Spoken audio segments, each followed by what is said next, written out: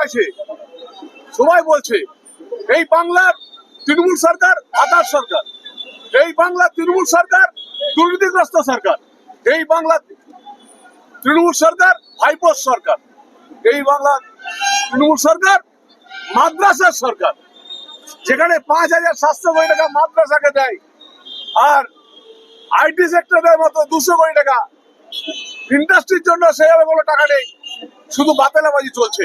তাই পশ্চিমবাংলার যুব সমাজ, সমস্ত যুবকরা চাকরি চাই, বাংলা বাংলার যুবকরা চাকরি চাই, চাকরি চাই বাংলা,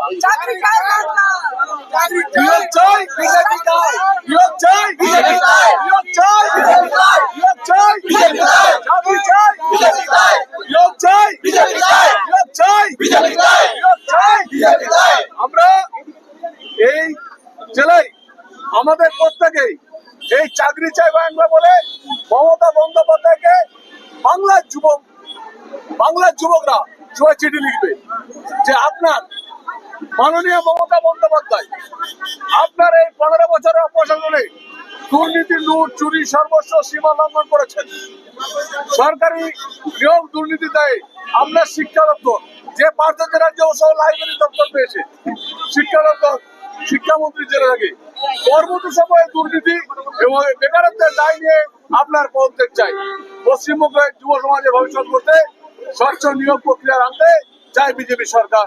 এই করে মানুষরা চিঠি লিখবে, নিয়োগ চাই বিজেপি চাই, নিয়োগ চাই বিজেপি চাই।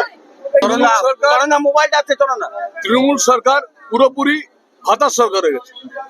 এরা যুব সমাজের যে কৃষ্টি বা ক্রিয়া সেটাকে ধ্বংস করতে চায়, সবাইকে ভিখারি বানাতে চায়। পশ্চিমবাংলার মমতা বন্দ্যোপাধ্যায় মাদ্রাসার সরকার যেভাবে চলছে তাতে সত্যি কথা বলতে মা বোনদের থেকে শুরু করে পশ্চিমবাংলার মানুষের অবক্ষয়ের দিকে আপনাকে কোর্টে চলছে, কোর্টে বলছে তৃণমূলের হেকারি ছিল।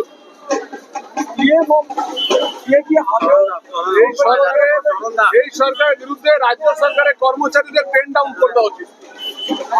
যতক্ষণ না যদি সুপ্রিম কোর্টের আইন না মানে তাহলে পেন ডাউন করতে উচিত, তাহলে টোটাল সমস্ত কাজকর্ম বন্ধ রেখে দেওয়া উচিত সুপ্রিম কোর্টের আইন যদি না মানে।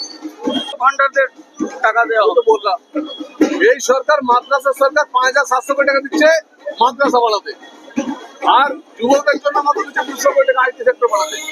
এই সরকার দুর্নীতিগ্রস্ত। দাদা এসআইআর নিয়ে কিছু বলবেন? এসআইআর চলছে, আপনারা দেখতে পাচ্ছেন। মমতা বন্দ্যোপাধ্যায়